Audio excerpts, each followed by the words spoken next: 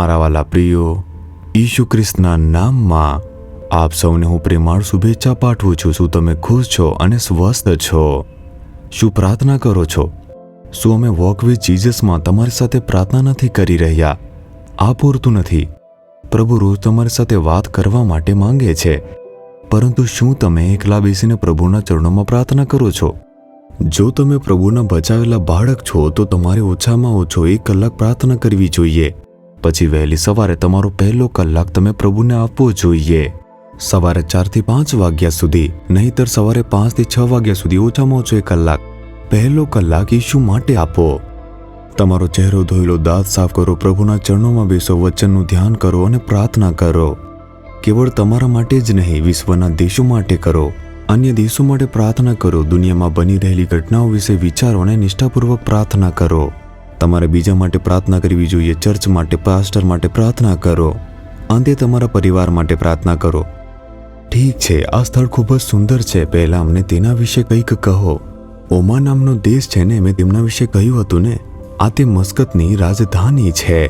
તે ખૂબ જ સુંદર છે. તમે જુઓ, એક તરફ સમુદ્ર અને બીજી બાજુ પર્વત, તે બાજુ ઘરો પણ છે, અને આવી રીતે આ ખૂબ જ સુંદર એવો દેશ છે. પ્રભુએ દેશોનું સર્જન કેટલું સુંદર રીતે કર્યું છે તે તમે જોઈ શકો છો.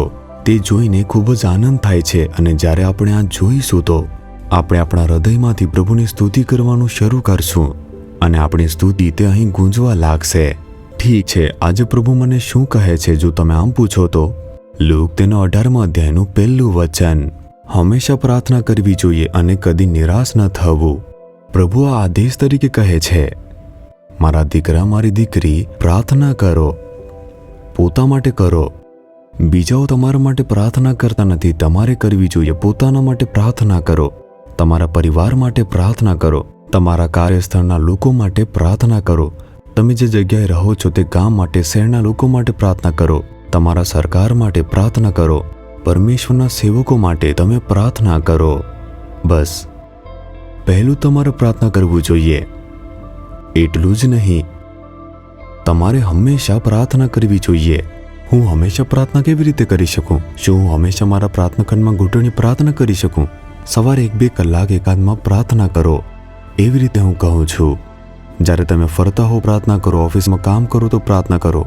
તમારું કામ ચાલુ રહેવા દો, તમારા હૃદયમાં પ્રભુની સ્તુતિ કરો, પ્રાર્થના કરો. શું ઈસુ એવું કંઈ કહેશે જે કરવું અશક્ય છે? જો આપણે હંમેશા પ્રાર્થના ન કરી શકીએ તો ઈસુ કેમ કહેશે? જો ઈસુ કહે છે હંમેશા પ્રાર્થના કરો, એટલે કે તે શક્ય છે. કેવી રીતે કરવું તે શીખવું જોઈએ. જ્યારે તમે કંઈક જુઓ છો, તમારા હૃદયમાં પ્રભુની સ્તુતિ કરો. કામ કરતી વખતે બીજા લોકો માટે તમે પ્રાર્થના કરતા રહો. તમારા કાર્ય કરતી વખતે તમારા હૃદયમાં બોલતા રહો, પ્રાર્થના કરો, સ્તુતિ કરતા રહો. એમ પ્રભુ કહે છે. તમે રસોઈ બનાવો છો, રસોઈ બનાવતી વખતે પ્રભુની સ્તુતિ કરો, પ્રાર્થના કરો. પ્રાર્થનાથી આપણે બધું જ કરી શકીએ છીએ. તેથી જ તે કહે છે કે હંમેશા પ્રાર્થના કરો. એટલું જ નહીં, આપણે હિંમત ન હારવી જોઈએ. પ્રભુ કહે છે, હિંમત ન હારતી મારી દીકરી. પ્રાર્થનામાં તું હિંમત ન હારીશ દીકરા. શા માટે? શૈતાન આપણી પ્રાર્થનામાં અવરોધ ઊભો કરવા નિરાશા લાવે છે. તે નિરાશાની ભાવના આપે છે અને આપણી પ્રાર્થનાને દબાવવાનો પ્રયાસ કરે છે. અને તેથી જ ઈસુ કહે છે, પુત્ર, પુત્રી, નિરાશ ન થાવ, પ્રાર્થના કરો. પ્રાર્થના કરો અને હિંમત ન હારો, એમ તે કહે છે. શું પ્રાર્થનામાં નિરાશ થાવ છો? થોડા દિવસથી પ્રાર્થના કરતા નથી. તમે કેવળ 5 મિનિટ માટે પ્રાર્થના કરો છો. જ્યારે બહાર જાઓ છો ત્યારે પ્રાર્થના કરો છો. શું તમારું જીવન આમ ચાલે છે? પ્રભુ કહે છે, ના મારા બાળક, ના પુત્ર, ના પુત્રી, દ્રઢતાથી પ્રાર્થના કરો. તમારે નિરાશ ન થવું જોઈએ. હંમેશા પ્રાર્થના કરવી જોઈએ. આમ પ્રભુ કહે છે. તમારી જાતને પ્રતિબદ્ધ કરો, તે કૃપા આપશે. હંમેશા કેવી રીતે પ્રાર્થના કરવી એમ તમે પ્રભુને પૂછી જુઓ. મારી હિંમત હાર્યા વિના કેવી રીતે પ્રાર્થના કરવી જોઈએ? મારે દરેક માટે પ્રાર્થના કરવી જોઈએ. તે માટે મને કૃપા આપો. પ્રભુ કૃપા આપશે. હું રોજ પ્રાર્થના કરવા માટેની કૃપા માંગીશ. પ્રભુ મને સવારે વહેલા ઉઠીને પ્રાર્થના કરવાની કૃપા આપો. હું અત્યારે બેઠો છું, મારે 2 કલાક પ્રાર્થના કરવી જોઈએ. કૃપા આપો. પ્રભુની કૃપા વિના પ્રાર્થના કરી શકતા નથી. તેમના પર આધાર રાખો. શું પ્રાર્થના કરવા માંગો છો? તો પ્રભુ તમને મદદ કરશે. હૃદય પર હાથ રાખીને કહો, હે પ્રભુ, મારે હંમેશા પ્રાર્થના કરવી જોઈએ. હિંમત હાર્યા વિના પ્રાર્થના કરો. મારે દરેક માટે પ્રાર્થના કરવી જોઈએ, તે માટે કૃપા આપો. પ્રાર્થનામાં નિષ્ફળ જવા બદલ મને તમે માફ કરો પ્રભુ.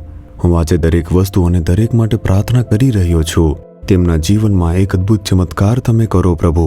આશીર્વાદિત કરો. ઈશુના નામમાં પ્રાર્થના કરું છું. Amen, amen.